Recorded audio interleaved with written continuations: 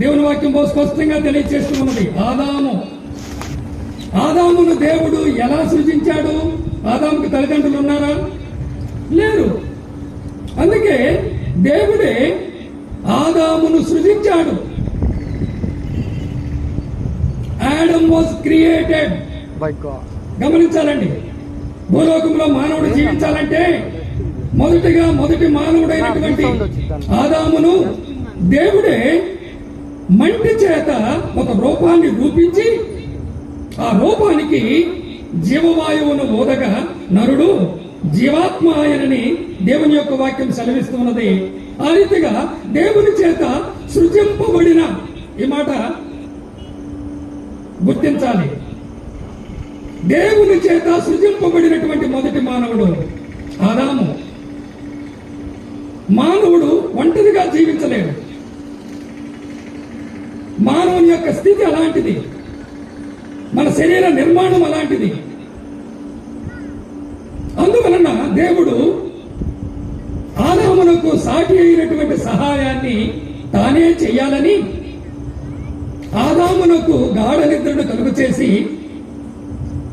ఆదాములో నుండి ప్రక్కటెముకను తీసి ఆ ప్రక్కటెముకను ఆదామునకు సాటి అయినటువంటి సహాయముగా స్త్రీని, ఆమె పేరే అవ్వ, స్త్రీని గమనించాలండి. ఆదామునేమో సృజించాడు, అవ్వనేమో రూపించాడు. He was formed. గమనించాలండి, యాడమ్ వాజ్ క్రియేటెడ్. ఈ క్రమాన్ని గమనించాలి. Adam was created by God. He was formed by the living God, the Lord Jehovah. అదే రీతిగా వీరిద్దరూ కూడా దేవుని చేత రూపింపబడినప్పుడు, నిర్మించబడినప్పుడు వారు పాపము లేనటువంటి వారుగా దేవుడు వారిని సృజించాడు, రూపించాడు. ఆదాములో పాపము లేదు, అవ్వలో కూడా పాపము లేదు. దానిని నిష్పాపయుగం అంటారు. పాపము లేనటువంటి వారుగా వారు సృజింపబడినట్టు యవనస్తులు వారు. వారికి బాల్యం అంటే తెలియదు, తల్లిదండ్రులు లేరు, భూలోకంలో తల్లిదండ్రులు లేరు. ఈ సృష్టికి మొదటి ఆది పితరుడు ఎవరంటే, సృష్టి అంతటికి కూడా మానవుని యొక్క మూలాలు ఎక్కడి నుంచి వచ్చినాయి అంటే ఆదాము అవ్వని పరిశుద్ధ గ్రంథము, సత్య గ్రంథము బహు తేటగా, బహు స్పష్టంగా వ్రాయబడింది. అయితే వారు పాపము చేయడం ద్వారా, దేవుడిచ్చినటువంటి ఆజ్ఞను వారు అతిక్రమించడం ద్వారా పాపం ప్రవేశించింది. ఆ పాపం వల్ల వచ్చు జీతమైనటువంటి మరణం, ఆ మరణాన్ని బట్టి శాపం వారిరువురికి సంప్రాప్తమైనది. అనగా పాపము వలన వచ్చు జీతము మరణం అనేది అప్పుడే ప్రారంభమైంది. పాపము లేని వారుగా సృజింపబడినటువంటి వారిరువురు కూడా దేవుని యొక్క ఆజ్ఞను అతిక్రమించడం ద్వారా సాతాను చేత వారు మోసపరచబడి పాపములో పడిపోయారు. కాబట్టి పాపము చేసినటువంటి ఆది పితరులైనటువంటి ఆదాము హవ్వల ద్వారా వచ్చినటువంటి భూలోకములో ఉన్నటువంటి కోటాన కోట్ల ప్రజలు ఎవరి సంతానం అంటే ఆదాము నుండి వచ్చినటువంటి వారే. శిరస్సు ఎవరు? ఆదామే. ఆదాము శిరస్సు కనుక ఒక మనుష్యుడు పాపము చేశాడు, ఒక మనుష్యుడు అవిధేయుడయ్యాడు. కాబట్టి ఆ అవిధేయత, ఆ పాపం ఆదాము హవ్వల నుండి భూలోకములో జన్మించినటువంటి ప్రతి మానవునికి సంప్రాప్తమైనది కనుక మానవులందరూ కూడా పాపులే. ఇది దేవుని యొక్క వాక్యం చెప్పే లేఖన సత్యం.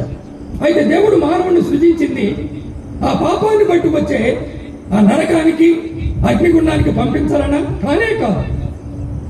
దేవుని యొక్క రక్షణ ప్రణాళిక సృష్టిని సృజించక మునిపే, ఆదాము హవ్వలను సృజించక మునిపే దేవుడు కలిగి ఉన్నాడు కనుక ఆ రక్షణ ప్రణాళికను కలిగి ఉన్నటువంటి తండ్రి అయినటువంటి దేవుడు దాన్ని నెరవేర్చుట కొరకై తన ప్రియకుమారుడైనటువంటి ప్రభు అయినటువంటి యేసుక్రీస్తు వారిని భూలోకానికి పంపించాడు.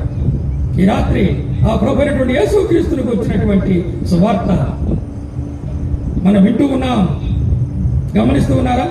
కాబట్టి పాపులైనటువంటి మానవులు ఆ పాపములోనే జీవిస్తూ మరణించినట్లయితే వారు వెళ్ళవలసింది నిత్య మరణం అనేటువంటి నరకానికి. దాన్ని అగ్నిగుండం అన్నాడు. ఎంతకాలం అంటే యుగ యుగాలు.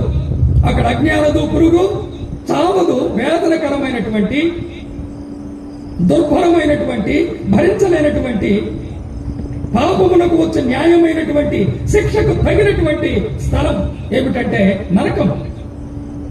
ప్రియమైనటువంటి స్నేహితుడా, ప్రియమైనటువంటి సహోదరుడా, సహోదరి, మానవుడు వెళ్ళవలసినటువంటి ఆ యొక్క నరకము నుండి ప్రతి మానవుడిని విమోచించుట కొరకై ప్రభు అయినటువంటి యేసుక్రీస్తు వారే పరలోకములో నుండి భూలోకానికి దిగి వచ్చాడు. అయితే యేసు ప్రభు వారు ఏ రీతిగా భూలోకములో ఆయన ఉద్భవించాడు గమనించినట్లయితే, ఆదామును దేవుడు సృజించాడు, హవ్వను దేవుడు రూపించాడు. ప్రభు అయినటువంటి యేసుక్రీస్తు వారు ఆయన దేవుడు అయ్యుండి మానవుడుగా భూలోకములో ఆయన he was incarnated. దేవుడే మానవుడుగా భూలోకమునకు దిగి వచ్చాడు. గమనించాలండి. అనగా భూలోకమునకు రాకమునిపే పరలోకమందున్నవాడు, సృష్టిని సృజించినటువంటి వాడు, ఆత్మరూపి అయినటువంటి దేవుడు తన మాట చేతనే సమస్తమును సృజించినటువంటి ఆ సృష్టికర్త అయినటువంటి దేవుడు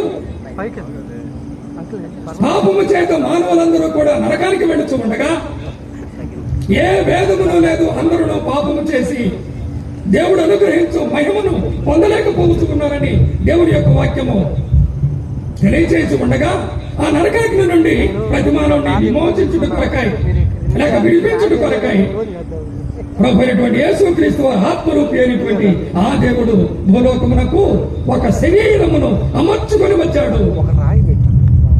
ఇది దేవుని యొక్క ప్రేమకు సంకేతం, ఇది దేవుని యొక్క ప్రేమకు రుజువు, ఇది దేవుని యొక్క ప్రేమకు తార్కాణం. ఆయన భూలోకానికి దిగి వచ్చి ఒక దినం ఉండలా, కొన్ని దినాలు ఉండలా. ఆయన భూలోకములో 33.5 సంవత్సరములు జీవించాడు.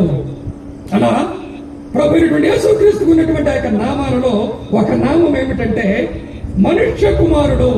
ఈ రాత్రి దేవుని యొక్క వాక్యములో నుండి ప్రత్యేకమైనటువంటి ఈ దైవనామం, దీనిని మెస్సయానిక్ నేమ్ అంటారు, మెస్సయానిక్ టైటిల్ అంటారు. ప్రభు అయినటువంటి యేసుక్రీస్తు వారు, ఆయన యేసు ఆయన మానవనామం, ఆయన క్రీస్తు ఆయన దైవనామం, ఆయన అభిషిక్తుడు, తండ్రి చేత ఒక ప్రత్యేకమైనటువంటి ఉద్దేశంతో అభిషేకించబడి భూలోకమునకు పంపబడిన వాడు, ఆయన దేవుని కుమారుడు, ఆయన దైవ కుమారుడు, తండ్రితో సమానుడు, సమస్తమును సృజించినటువంటి సృష్టికర్త అయినటువంటి దేవుడు తండ్రి చిత్తమును సంపూర్ణముగా నెరవేర్చుట కొరకై భూలోకమునకు ఆయన ఒక శరీరమును అమర్చుకొని దిగివచ్చాడని దేవుని యొక్క వాక్యము సెలవిస్తూ ఉన్నది. ఇది ప్రపంచములో సృష్టిలో ఉన్నటువంటి అద్భుతములో కల్లా మహాద్భుతం. It is a miracle of miracles. గమనించాలి. ఆకాశ మహాకాశమును పట్టజారినటువంటి గొప్ప దేవుడు, సమస్తమును తన మాట చేతనే సృజించి నిర్వహించుతూ ఉన్నటువంటి సర్వాధికారి అయినటువంటి దేవుడు భూలోకమునకు ఎలా ఒక రూపమును లేక ఒక శరీరమును అమర్చుకొని వస్తాడని దేవుని యొక్క వాక్యం సెలవిస్తూ ఉన్నది. గమనించండి. కొద్ది నిమిషాలు దేవుని యొక్క వాక్యాన్ని. ప్రభు అయినటువంటి యేసుక్రీస్తు వారు మనుష్య కుమారుడుగా ఎలా భూలోకానికి దిగివచ్చాడు, మనుష్య కుమారుడుగా ఆయన రక్షణ ఎలా సిద్ధము చేశాడు, మనుష్య కుమారుని యందు విశ్వాసముంచడం ద్వారా ఒక పాపి ఏ రీతిగా పరిశుద్ధుడిగా తీర్చబడి పరలోకములో ప్రవేశిస్తాడు, మనుష్య కుమారుడుగా మనుషులను ప్రేమించినటువంటి ప్రభు అయిన యేసుక్రీస్తు వారు ఏ రీతిగా రక్షణను సిద్ధం చేశాడు, ఆ రక్షణ నేటికి కూడా ఏ రీతిగా అనేకులు పొందుచూ ఉన్నారు, సంఘములో చేర్చబడుచూ ఉన్నారు. రెండవ రాకడలో మనుష్య కుమారుడుగా ప్రభు అయిన యేసుక్రీస్తు వారు జరిగించనటువంటి కార్యములు, న్యాయాధిపతిగా ఆయన విధించనగినటువంటి తీర్పు, ఈ మూడు విషయాలు క్లుప్తంగా మనకున్నటువంటి సమయాన్ని బట్టి మనం ఆలోచన చేద్దాం. చూడండి, మొదటిగా ఆ దేవాది దేవుడు సొలొమోను అన్నాడు ప్రార్థన చేస్తూ, యెరూషలేములో దేవాలయం నిర్మించిన తర్వాత ఏమన్నాడు? మహాకాశములు నిన్ను పట్టజాలం. అంత అనంతమైనటువంటి దేవుడు,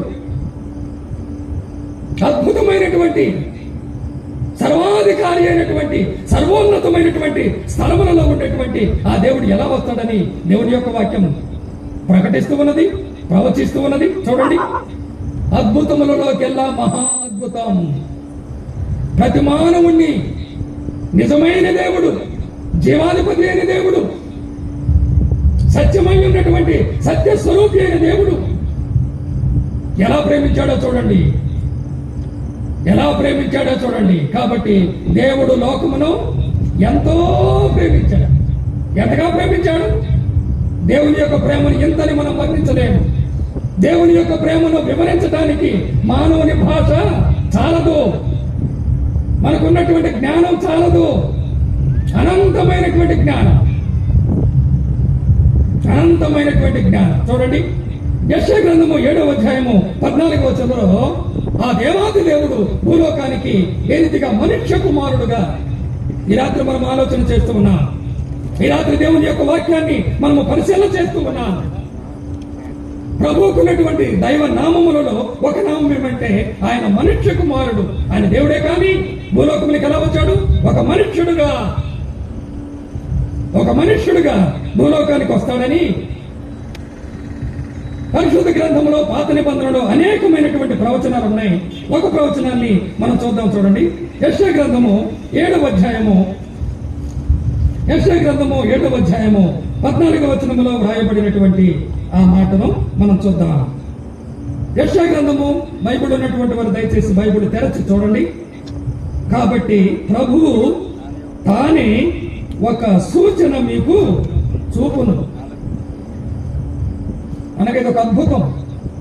అందుకే మొదట్లో ఒక మాట చెప్పాను, ఏ మిరకల్ ఆఫ్ మిరకల్స్. అద్భుతాల్లోకెల్లా మహాద్భుతం. రాజుల రాజు, ప్రభువుల ప్రభు, సమీపింపరాని తేజస్సు కలిగినటువంటి మహామహుడు ఆ దేవుడు భూలోకానికి ఎలా వచ్చాడు చూడండి. ఇక్కడ మనం గమనించి ఆలకించుడి. కన్యక గర్భవతి అయి కుమారుని కని అతనికి ఇమ్మానుయేలును పేరు పెట్టును. గమనించారా? కాబట్టి ఎందుకు ఇది సూచన, ఎందుకు ఇది అద్భుతము అనగా భూలోకములో ఆయన రక్త మాంసములలో పాలువాడు కావాలని.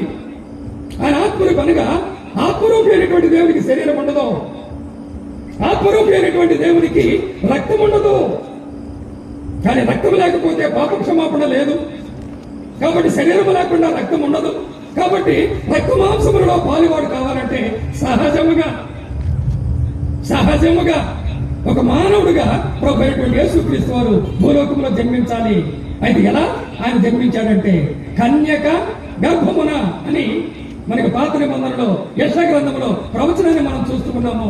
దాని యొక్క నెరవేర్పు దేవుడు పలికినటువంటి ప్రతి మాట తగిన కాలమందు నెరవేర్చినటువంటి నమ్మదగినటువంటి దేవుడు. వాగ్దానములు ఎన్ని ఉన్నను అన్నీ క్రీస్తునందు అవును.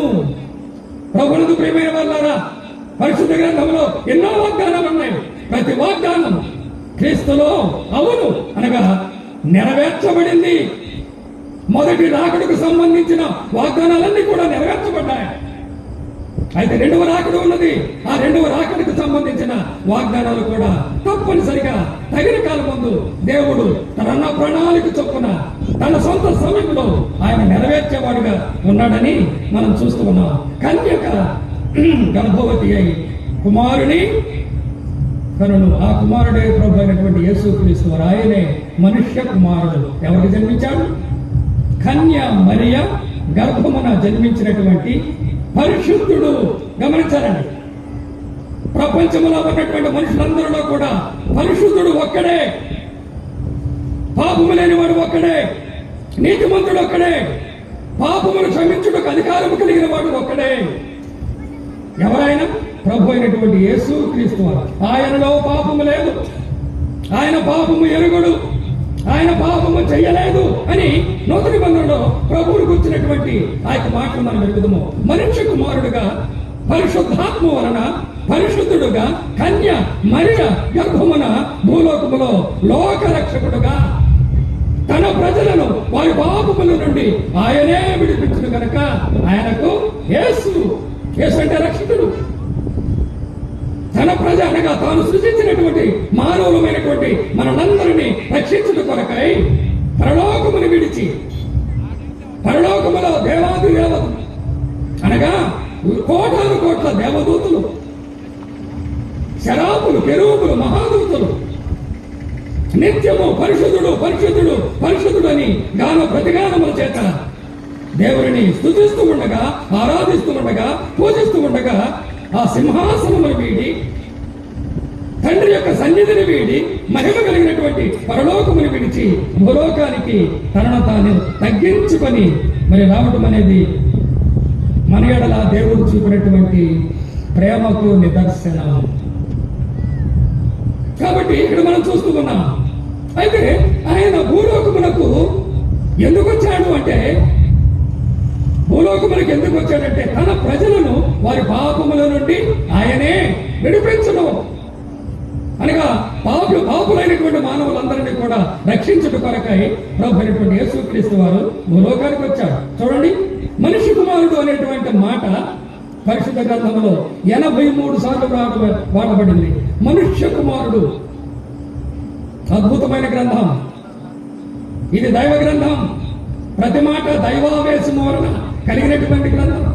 ప్రతి మాట పరిశుద్ధమైన మాట, ప్రతి మాట మనకు ప్రయోజనకరమైనటువంటి మాట, ప్రతి మాట దేవుని వలన మనకు అనుగ్రహించబడినటువంటి సత్యమైనటువంటి మాట. అబద్ధమాట నేరని దేవుడు పలికినటువంటి మనకు అనుగ్రహించినటువంటి అద్భుతమైన గ్రంథం. గ్రంథాలలో ద బుక్ అనేది పరిశుద్ధ గ్రంథమే. రాజ గ్రంథం, దైవ గ్రంథం, పరిశుద్ధ గ్రంథం, జీవ గ్రంథం, సత్య గ్రంథం. పడిపోయినటువంటి మానవుణ్ణి తన రక్తము చేత కడిగి శుద్ధీకరించగలిగినటువంటి ఏకైక గ్రంథం, పాపిని పరిశుద్ధునిగా చేయగలిగినటువంటి గ్రంథం ఈ యొక్క దైవ గ్రంథం. చూడండి, ఈ మనిషి కుమారుడు అనేటువంటి మాట మనం చూసినట్లయితే యోహాను సువార్త 3వ అధ్యాయము, భూలోకములో జన్మించినటువంటి ప్రభు యేసుక్రీస్తు వారు, రక్తమాంసములో పాలువాడినటువంటి ప్రభు అయిన యేసుక్రీస్తు వారు భూలోకంలో ఎంతకాలం ఉన్నాడు? బైబిల్ చెబుతూ ఉన్నది, చరిత్ర చెబుతూ ఉన్నది. ప్రభువుతో జీవించినటువంటి వారు తెలియజేస్తూ ఉన్నారు. ప్రభు యొక్క అపోస్తులు, ఆయన ఏర్పాటు చేసుకున్నటువంటి అపోస్తులు తెలియజేస్తున్నారు. వారు రాసినటువంటి వ్రాతలు తెలియజేస్తూ ఉన్నాయి. ఆయన వెంబడించినటువంటి శిక్షలు తెలియజేస్తూ ఉన్నారు.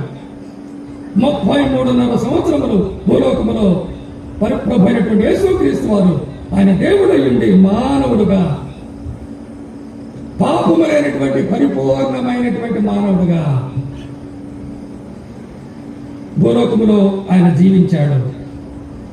యోహాను సువార్త 3వ అధ్యాయము, యోహాను సువార్త 3వ అధ్యాయం, పాప క్షమాపణ కొరకై, పాపములను తీసివేట కొరకై ప్రభు మరి ఏ రీతిగా మనిషి కుమారుడు ఏ రీతిగా ఆ యొక్క రక్షణ కార్యాన్ని సిద్ధము చేయబడనో ఒక లేఖన భాగాన్ని మనం చూద్దాం. చూడండి, యోహాను సువార్త 3వ అధ్యాయము, యోహాను సువార్త 3వ అధ్యాయము 14వ వచనం. అరణ్యములో మోషే సర్పమును ఎలాగూ ఎత్తెనో, అరణ్యములో మోషే సర్పమును ఎలాగూ ఎత్తెనో అలాగే ఇశ్రాయేలు చరిత్రను జ్ఞాపకం చేస్తున్నాడు. యేసు ప్రభు ఏర్పాటు చేసుకున్నటువంటి అపోస్తులలో అందరికంటే చిన్నవాడైన యోహాను ప్రభు అయినటువంటి యేసుక్రీస్తు వారు దేవుని కుమారుడు.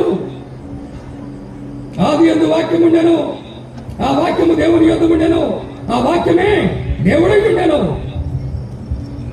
ఆయన సమస్తమును సృజించినటువంటి సృష్టికర్త అయినటువంటి దేవుడు. కలిగి ఉన్నదేదియో ఆయన లేకుండా కలిగి ఉండలేదని అద్భుతంగా యోహాను రాసినటువంటి ఆ యొక్క సువార్తను ప్రారంభిస్తూ ప్రారంభ వచనాలలో తాను పలికినటువంటి మాటలు, ప్రభువును కూర్చున్నటువంటి మాటలు, కృపా సత్యములు కలిగిన వాడై భూలోకములో ఆయన భూలోకంలో జన్మించాడని, జీవించాడని, ప్రభువుతో 3.5 సంవత్సరములు గడిపినటువంటి అపోస్తుడైనటువంటి యోహాను రాస్తూ ఉన్నటువంటి మాట. చరిత్ర ఎరిగినటువంటి పాత నిబంధన సంఘటనను ఎరిగినటువంటి ఆ యొక్క యోహాను అంటూ ఉన్నాడు, ఇశ్రాయేలు జీవితంలో జరిగినటువంటి ఒక సంఘటన, అరణ్యములో మోషే సర్పమును ఎలాగ ఎత్తనో అలాగే విశ్వసించు ప్రతి గమనించాలండి. రక్షణ పొందాలంటే కేవలం నీవు విశ్వాసం ఉంచితే చాలు. రక్షణ విశ్వాస మూలమైనది, రక్షణ వ్యక్తిగతమైనది. ఎవరి యందు విశ్వాసం ఉంచాలి?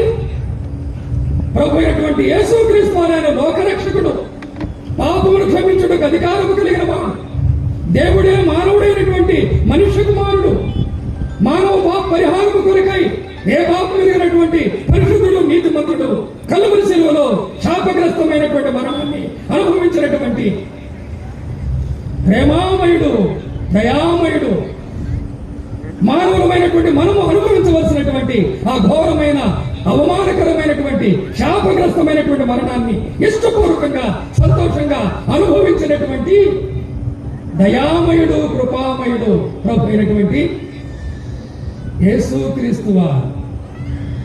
ఆ యేసుక్రీస్తు మన కొరకు మరణించడం మాత్రమే కాదు, ఆ మనుష్య కుమారుడు మన కొరకు మనకు బదులుగా కలువరిలో మరణించడం మాత్రమే కాదు, ఆయన చెప్పినటువంటి రీతిగా పాత నిబంధనలో వ్రాయబడినటువంటి ప్రవచనాల మేరకు చనిపోయి సమాధి చేయబడి మూడవ దినాన మరణాన్ని సమాధిని జయించి తిరిగి లేచినటువంటి మృత్యుంజయుడు, సజీవుడు, పాపమును క్షమించుటకు అధికారము కలిగినటువంటిది. ఇదే సువార్త. 1 కొరింథీ పత్రిక 15వ అధ్యాయము 3వ వచనములో సువార్త అంటే ఏమిటి? లేఖనముల ప్రకారము ప్రభు మన పాపముల కొరకు మరణించను, లేఖనం ప్రకారము ఆయన సమాధి చేయబడను, లేఖనముల ప్రకారము మూడవ దినాన ఆయన తిరిగి లేచను. ఇదే సువార్త. నశిస్తూ ఉన్నటువంటి పాపికి సువార్త. ప్రియమైన సహోదరుడా, స్నేహితుడా, నీవెక్కడికో వెళ్ళక్కర్లేదు, ఏమో చేయనక్కర్లేదు. సూక్ష్మములో మోక్షం.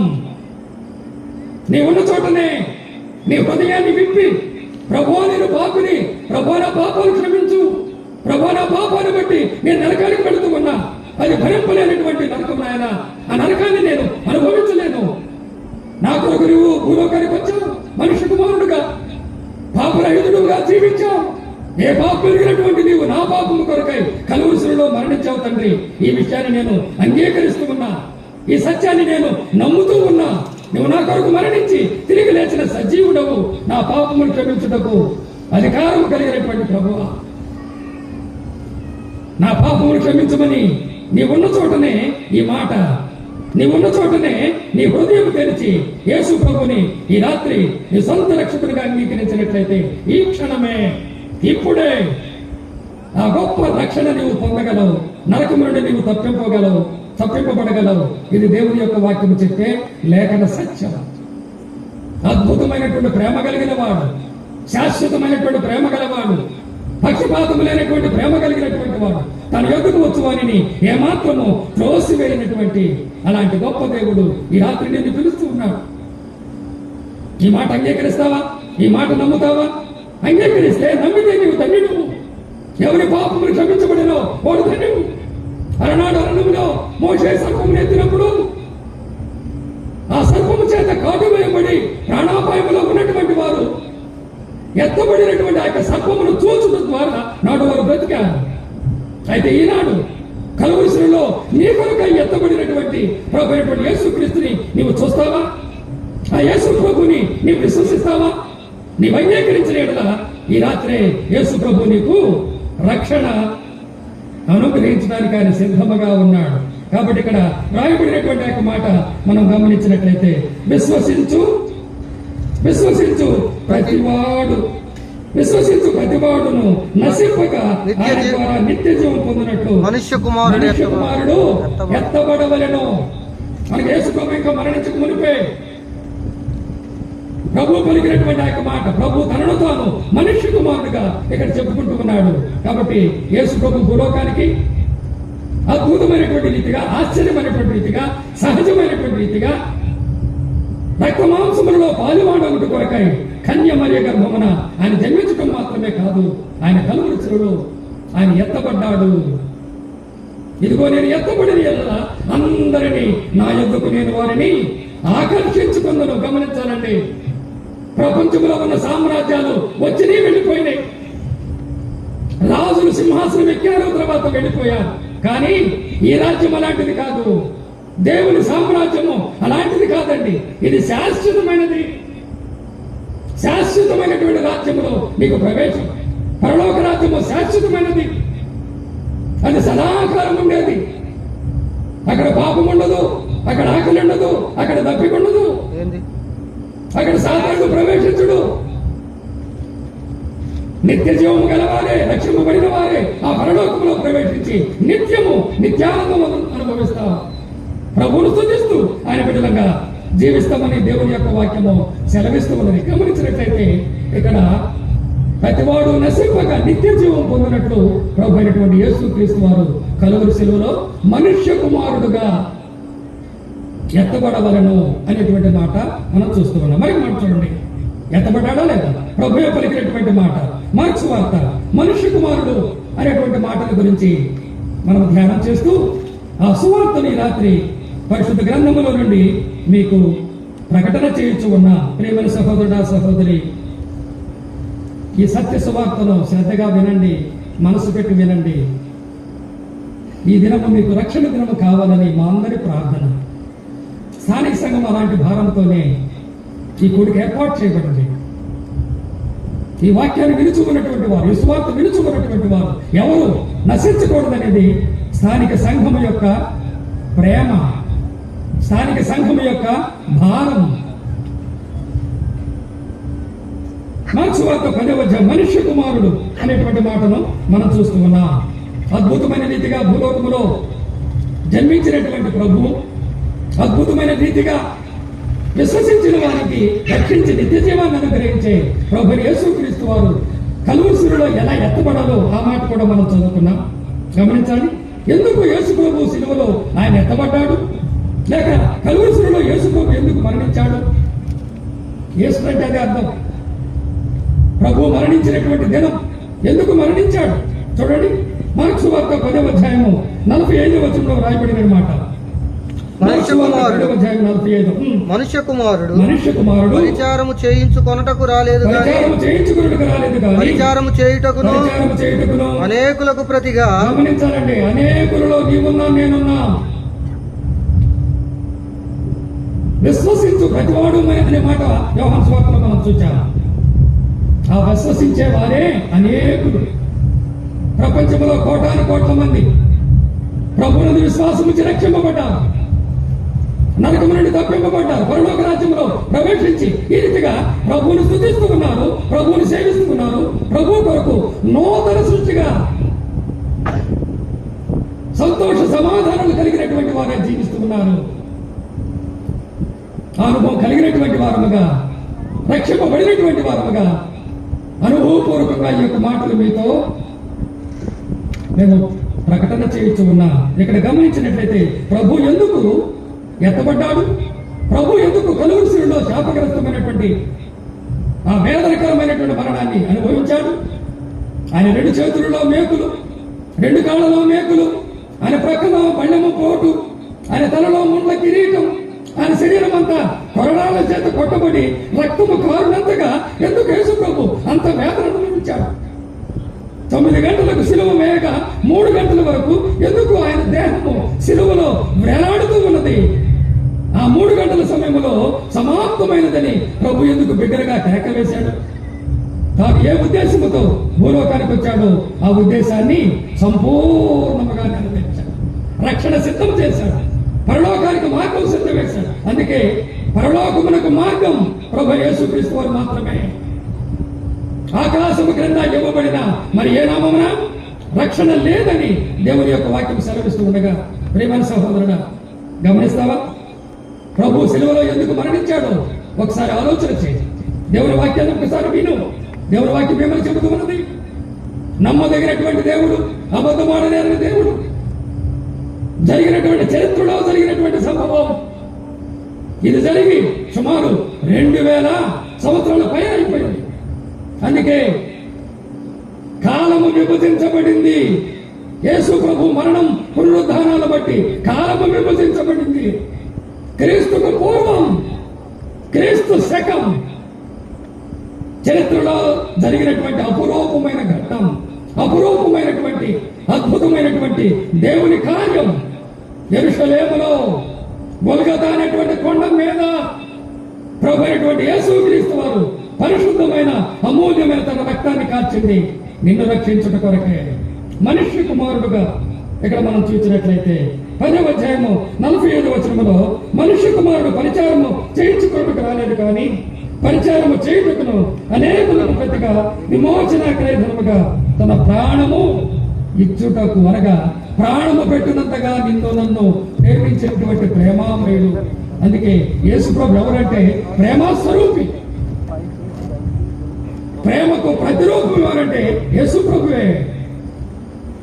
పక్షపాతం లేని ప్రేమ, శాశ్వతమైన ప్రేమ, పరిపూర్ణమైనటువంటి ప్రేమతో ప్రతి వారిని ప్రేమిస్తూ ఉన్నటువంటి ఆ ప్రేమ. ప్రియమైన స్నేహితుడా, ఆ ప్రేమామయుడు నిన్ను ప్రేమిస్తూ ఈ రాత్రి నీవు నరకం నుండి తప్పింపబడాలని ఈ సువార్తను ఈ రాత్రి మేము ప్రకటన చేస్తూ ఉన్నాం.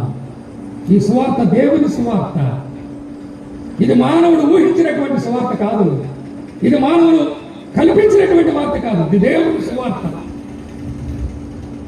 పరలోక ద్వారము తెరవబడి ఉన్నది.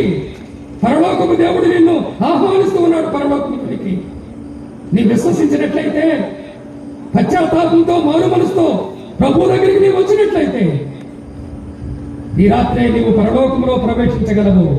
పరలోకములో ఉన్నటువంటి జీవగ్రంథమందు నీ పేరు వ్రాయబడుతుంది అని దేవుని యొక్క వాక్యం సెలవిస్తూ ఉన్నది. కాబట్టి గొప్ప రక్షణను నిర్లక్ష్యం చేయకూడదని ప్రేమతో మేము ప్రకటన చేయించు ఉన్నాం. కాబట్టి ప్రభు అయినటువంటి యేసుక్రీస్తు వారు కలువరి శిలువలో మరణించడం మాత్రమే కాకుండా ఆయన మరణించి తిరిగి లేచినటువంటి సజీవుడు. చూడండి, ఉద్దేశం ప్రభు భూలోకములో ఆయన జన్మించడం, జీవించడం, ఎవరూ ఎన్నడూ చేయనటువంటి అద్భుతమైనటువంటి కార్యములు ఆయన జరిగించడం, ఆయన మరణించడం, ఆయన తిరిగి లేవటం అనేది ప్రతిదీ కూడా అద్భుతమే, ప్రతిదీ కూడా ఆశ్చర్యమే. అందుకే ప్రభువునకు సాటి అయినటువంటి వేరొక దేవుడు కానీ వేరొక వ్యక్తి కానీ లేనే లేడు. ప్రేమ సహోదరుడా, ఈ సత్యాన్ని మీరు గ్రహించాలని ప్రేమతో ప్రకటన చేస్తూ ఉన్నా. చూడండి, హెబ్రీ పత్రిక 2వ అధ్యాయము సమాధిని, మరణాన్ని, సాతానుని ఓడించినటువంటి జయశాలి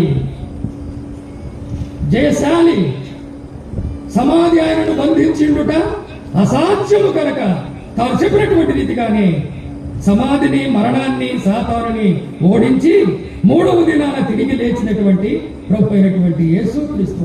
అందుకే లోకరక్షకుడు, ఆ లోకరక్షకుడు అయినటువంటి యేసు ప్రభువును గురించిన సువార్త ఈ రాత్రి మీకు ప్రకటన చేయించు ఉన్నా. మీరు విశ్వసిస్తే చాలు. విశ్వసించు ప్రతివాడు నశింపక నిత్య జీవము పొందినట్లు ఈ రాత్రి ఆ సువార్తను మేము ప్రకటన చేస్తూ ఉన్నాం. హెబ్రీ పత్రిక 2వ అధ్యాయము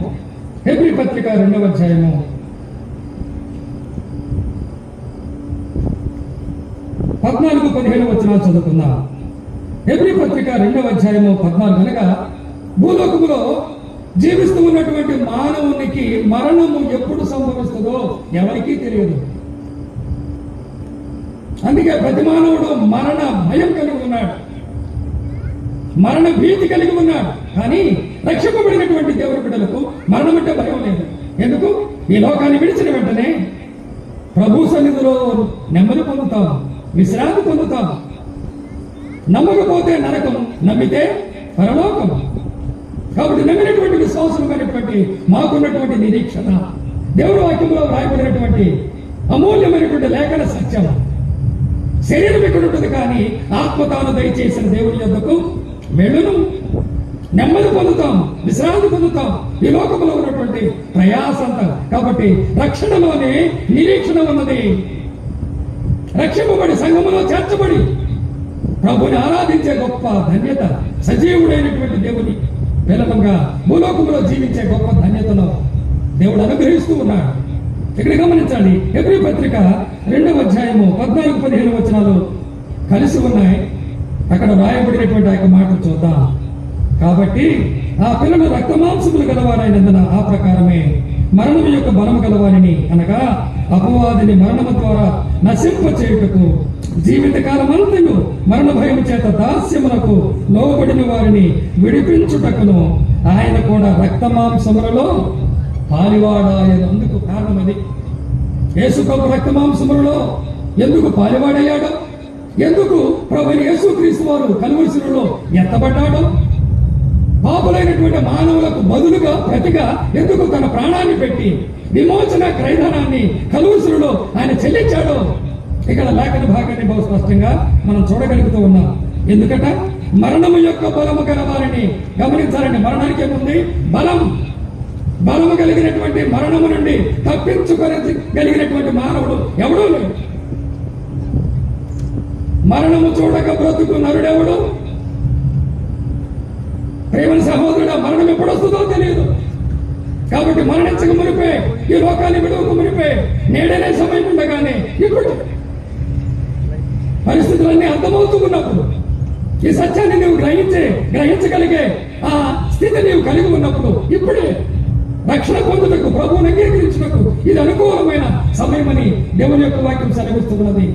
ఇది రక్షణ దినమని దేవుని యొక్క వాక్యము సెలవిస్తూ ఉండగా, కాబట్టి మరణాన్ని జయించి తిరిగి లేచినటువంటి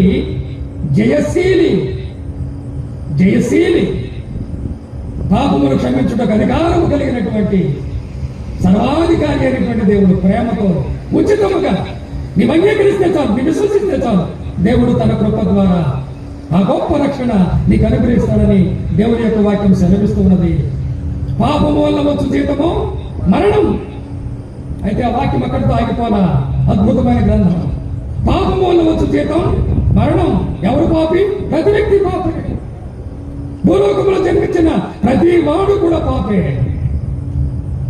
ఏ భేదములు లేదని నీతిమంతుడు లేడు, ఒక్కడూ లేడు. కాబట్టి అందరూ మరణానికి లోనైనటువంటి వారే. ఆ మరణం అంటే భౌతికమైనటువంటి మరణం మాత్రమే కాకుండా ఆ తర్వాత నిత్య మరణం అనేటువంటి నరకం, యుగయుగాలు అగ్నిలో అలమటించవలసినటువంటి ఆ నరకము నుండి నిన్ను విడిపించుట కొరకై ప్రభు ఈ రాత్రి నిన్ను పిలుస్తూ ఉన్నాడు. కాబట్టి మరణము ఎప్పుడు సంభవిస్తుందో ఎవరికీ తెలియదు. దాన్ని మరుగులో ఉంచాడు. కాబట్టి ఆ మరణము నిన్ను కబళించకమునిపే, మరణము ప్రతిమానిని నీడవల వెంటాడుతూ ఉన్నది. మన అనుభవంలో ఎంతో మందిని మనం చూచాం, ఎన్నో విషయాలు మనం చూచాం. కాబట్టి ప్రియమైన సహోదరుడా, సహోదరి, ప్రియమైనటువంటి స్నేహితుడా, చేరి వచ్చిన వారు, ఇంకా ప్రభుని అంగీకరించినటువంటి వారు ఈ రాత్రి ప్రభుని అంగీకరించి ఈ గొప్ప రక్షణ మీరు పొందాలని ప్రేమతో ఈ యొక్క సువార్తను మీకు ప్రకటన చేస్తుంది. అదే రీతిగా ఈ శబ్దయంత్రము ద్వారా ఈ సువార్త విలుచుకున్నటువంటి వారు ఈ రాత్రి అయినా ఇక్కడికి రావచ్చు. లేని ఎడల 80 గ్రామంలోనే, మన గ్రామంలోనే స్థానిక సంఘం ఉంది. అక్కడికి మీరు రావచ్చు. ఏ సమయంలోనైనా ఎప్పుడైనా మీరు వచ్చినాక మీకు ఈ విషయాలు మరి విశేషంగా, మరి విస్తృతంగా, మరి స్పష్టంగా మేము ప్రకటించడానికి ఎల్లవేళ మేము సిద్ధంగా ఉన్నాం. కనుక ఒకవేళ అలాంటి ఆశ దేవుడు మీ హృదయాల్లో పుట్టిస్తే 80లో ఉన్నటువంటి స్థానిక సంఘమునకు మీరు స్వేచ్ఛగా రావచ్చని ప్రేమతో మిమ్మల్ని ఆహ్వానిస్తూ ఉన్నాం. గమనిస్తూ ఉన్నారా? కాబట్టి మరణాన్ని, సమాధిని, సాధారణను ఓడించినటువంటి జయశాలి అయినటువంటి ప్రభు అయినటువంటి యేసుక్రీస్తు వారు. అయితే మరి ప్రభు ఇప్పుడు ఎక్కడున్నాడు? దేవుని వాక్యం చెప్పేది అనగా రక్షణ కార్యాన్ని భూలోకములో మనిషి కుమారుడుగా ఆయన పూర్తి చేసి, సిద్ధము చేసి, తన శిష్యులను లేక తన యొక్క అపోస్తలులను ఈ సత్య సువార్తను భూలోకమంతటా కూడా ప్రకటించమని వారికి ఆజ్ఞాపించి, మహిమ దేహములో ఆయన 40 దినములు తన శిష్యులతో ఉండి వారిని బలపరిచి వారందరూ చూస్తూ ఉండగానే పరలోకమునకు ఆరోహణమై ఇప్పుడు ఎక్కడున్నాడు? పరలోకమందు మహామహుని కుడిపార్శ్వమున ఆసీనుడై ఉన్నాడు. త్వరలో రాజుల రాజుగా, ప్రభువుల ప్రభువుగా భూలోకములకు దిగిరానై ఉన్నటువంటి మనుష్య కుమారుడు. దానియేలు గ్రంథంలో మాట ఉన్నది. భూలోకములను రాజ్యాలు కొంతకాలమే. యేసు ప్రభు భూలోకానికి వచ్చి అనగా మొదటి సంఘం ఎత్తబడుతుంది. ఆ తర్వాత 7 ఏళ్ల శ్రమల కాలం, ఆ తర్వాత గమనించినట్లయితే దేవుని యొక్క వాక్యం సెలవిస్తున్నది, భూలోకములో ఉన్నటువంటి మానవ పరిపాలన వ్యవస్థ అంతటిని కూడా ఆయన ఏం చేస్తాడు? ఆయన లయము చేస్తాడు, తీసివేస్తాడు. ఎందుకంటే మానవ పరిపాలన, మానవ ప్రభుత్వాలు ఎలా చెడిపోయాయో, ఎలా దేవునికి వ్యతిరేకంగా వారు నిలిచి ఉన్నారో, భ్రష్టత్వము ఏ రీతిగా కొనసాగుతూ ఉన్నదో, సాతాను చేత ఏ రీతిగా వారు పీడింపబడి మోసములో ముందుకు సాగుతూ ఉన్నారు, ఆ విషయాలన్నీ కూడా మన కళ్ళారా మనం చూస్తూ ఉన్నాం. కాబట్టి ఈ ప్రభుత్వాలు, ఈ లోకం ఇదంతా కూడా కొంతకాలమే అని దేవుని యొక్క వాక్యం సెలవిస్తూ ఉన్నది. కొంతకాలమే. భూమి ఆకాశములు గతిస్తాయి. భూమి ఆకాశములు గతించిన దేవుని యొక్క వాక్యము సదాకాలము నిలిచేది, నిరంతరము నిలిచే వాక్యము దేవుని యొక్క వాక్యం అని దేవుని యొక్క వాక్యము సెలవిస్తున్నది. చివరిగా ఒక మాట చదువుతాను. మనుష్య కుమారుడుగా రెండవ రాకడలో ఆయన ఏం చేయమన్నాడంటే, యెరూషలేములో తన యొక్క మహిమ గల సింహాసనం స్థాపించి ప్రపంచమంతటిని కూడా 1000 ఏళ్ళు పరిపాలన చేస్తాడు. మిల్లేనియం, ఈ పేరు చాలా మంది వాడుకుంటున్నారు. దాని అర్థం ఏంటి? ప్రభువు యేసుక్రీస్తు వారు సింహాసనాసీనుడై ప్రపంచమంతటిని కూడా 1000 ఏళ్ళు పరిపాలన చేస్తాడు. ఆ పరిపాలన రక్షింపబడినటువంటి మరి విశ్వాసులు మహిమ శరీరంలో ప్రభువుతో ఉండి ఆ 1000 ఏళ్ళు పరిపాలన చేస్తారని దేవుని యొక్క వాక్యం సెలవిస్తున్నది. అయితే మనిషి కుమారుడుగా ఆయన త్వరలో రానయ్యున్నాడు. సంఘం పైకెత్తబడితే మానవుడు భూలోకంలో జీవించడం బౌద్ధులము. ఆ శ్రమను సహించలేరు. అవి మహాశ్రమలు. మానవులు సహించలేనటువంటి ఆ యొక్క శ్రమలు, ఆ శ్రమల కాలంలో ప్రవేశించక మునిపే ఈ కృపాకాలంలో, ఈ సంఘ కాలంలో అనుకూలమైనటువంటి ఈ సమయమందు ప్రభునందు విశ్వాసం నుంచి యేసు ప్రభుని మీ సొంత రక్షకునిగా అంగీకరించి మీ పాపములు ఒప్పుకొని ప్రభు తన కృప ద్వారా అనుగ్రహించి గొప్ప రక్షణ భాగ్యం పొందాలని ప్రేమతో ప్రకటన చేస్తూ ఉన్నాను. చివరిగా ఒక మాట చదివి నేను ముగిస్తూ ఉన్నాను. దానియేలు గ్రంథము మనుష్య కుమారుడు అనే మాటల గురించి మనం ఆలోచన చేస్తూ ఉన్నాం. దానియేలు గ్రంథము 7వ అధ్యాయము 13, 14 వచనాలు చదువుకొని ముగించుకున్నాం. 739వ పేజీ. దానియేలు గ్రంథము 7వ అధ్యాయము 13, 14. రాత్రి కలిగిన దర్శనములను నేను ఇంకా చూచుచూ ఉండగా ఆకాశ మేఘారూఢుడై ప్రభు పరలోకానికి ఎలా ఆరోహణమయ్యాడు? ఆకాశ మేఘారూఢుడై. ఆయనకు వాహనాలు ఎక్కర్లేదు. అలాంటి గొప్ప దేవుడు, మహిమ కలిగినటువంటి దేవుడు. ఆకాశ మేఘారూఢుడై అనగా ప్రభావముతో, మహిమతో. రెండవ రాకడలో వచ్చినటువంటి మాట ఇది. ఆకాశ మేఘారూఢుడై ఎవరు వస్తున్నారు? మనుష్య కుమారుని పోలిన. మనుష్య కుమారుడు అనేటువంటి మాట మొట్టమొదటిసారిగా పరిశుద్ధ గ్రంథంలో ఇక్కడే రాయబడింది. ద సన్ ఆఫ్ మ్యాన్,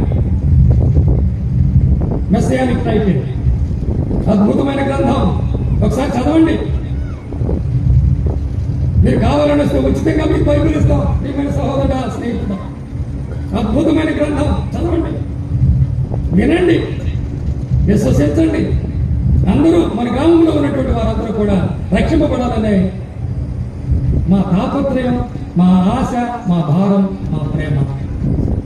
చూడండి, ఇక్కడ గమనించాలండి. మనిషి మరణించిన తర్వాత అతన్ని మనం ఏమీ చేయలేము. అతని స్థితి మారదు. రక్షింపబడితే పరలోకం, నమ్మితే పరలోకము, నమ్మకపోతే నరకం. ఈ లోకాన్ని విడిచిన తర్వాత వారి కొరకు ఎక్కడేదో చేస్తే వారి స్థలం మారదు, వారి స్థితి మారదు, వారికి ఎలాంటి ఉపశమనము కూడా ఉండదు. వాటిని దేవుడు అంగీకరించడం. అది మానవుడు కల్పించినటువంటి వ్యర్థమైనటువంటి మతాచారం. మానవుని సత్క్రియ ద్వారా రక్షణ పొందలేడు. మానవుడు తన యొక్క మతాచారముల ద్వారా రక్షణ పొందలేడు. మానవుడు తన ప్రయత్నము ద్వారా, తన కృషి ద్వారా రక్షణ పొందనేరడు. రక్షణ కేవలము ప్రభువైనటువంటి యేసుక్రీస్తునందు మాత్రమే ఉన్నది. కృప కలిగినటువంటి దేవుడు ఆయన ఉచితముగా అనుగ్రహిస్తాడు.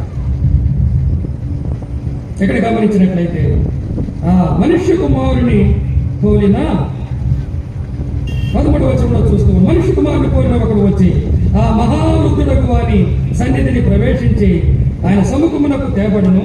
14వ వచనం. సకల జనులను గమనించాలండి. ప్రతి మోకాలు ఆయన నామాన ఒక దినాన్ని వంగాల్సిందే.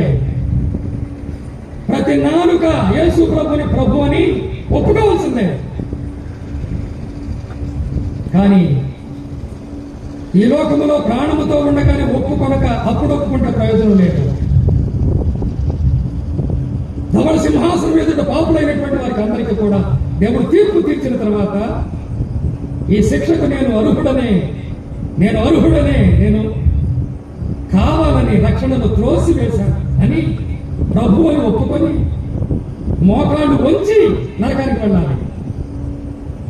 ప్రియమైన స్నేహితుడా, అలాంటి దుస్థితి ఈ వాక్యాన్ని విరిచి ఉన్నటువంటి వారికి ఎవరికి కలగకూడదనే ఈ సువార్త ఈ రాత్రి ఏర్పాటు చేయబడింది. ఇక్కడ మనం చూస్తూ ఉన్నాము 14వ వచనంలో రాయబడినటువంటి మాట, ఆయన మనుష్య కుమారుడుగా ఇక్కడ పరిచయం అవుతున్నాడు. సకల జనులను, రాష్ట్రములను, ఆయా భాషలు మాట్లాడువారును ఆయనను సేవించినట్లు గమనించాలండి. అనగా 1000 ఏళ్ల పరిపాలనలో ఈ రీతిగా ప్రజలందరూ కూడా ప్రభువును విశ్వసించిన వారుగా ఉంటారు. ఎవరెవరు? సకల జనులు, సకల రాష్ట్రాలు అనగా దేశంలో ఉన్నవారు, ఏ భాషల్లో కానీ ఆయా భాషలు మాట్లాడు వారు ఆయనను సేవించినట్లు. ఆయనకి ఏముంది? ప్రభుత్వమును, మహిమయు, ఆధిపత్యమును ఆయనకి ఇయ్యబడిను.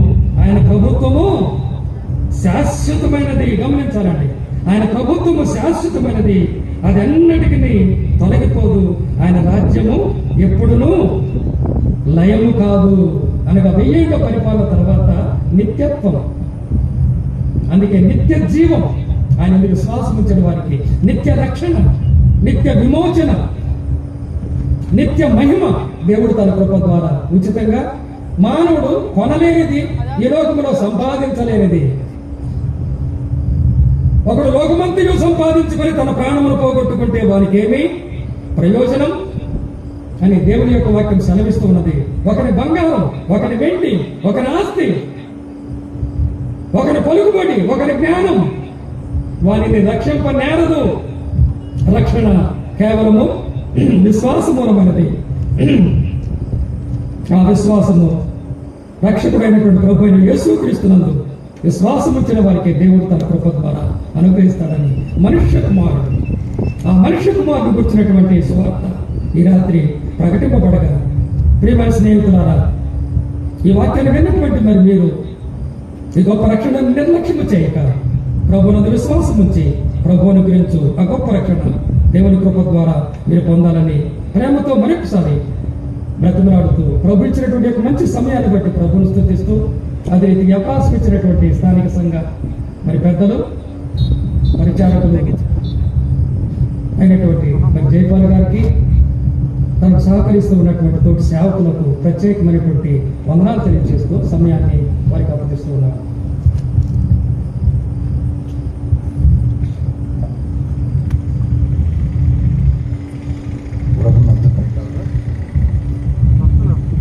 ప్రభునందు ప్రియులారా, ఒక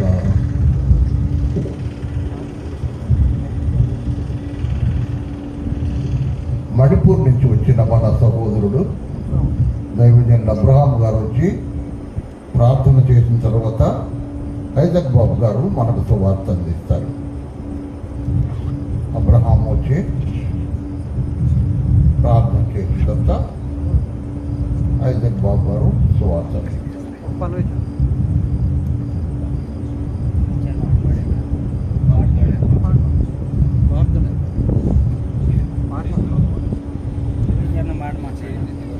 దయగల తండ్రి, శ్రేష్టమైన సందేశాన్ని మాకు వినిపించిన మా ప్రియ ప్రభువా, మీ స్తోత్రాలు చెల్లిస్తున్నాం. మీ నామం ఎంత మనోహరమో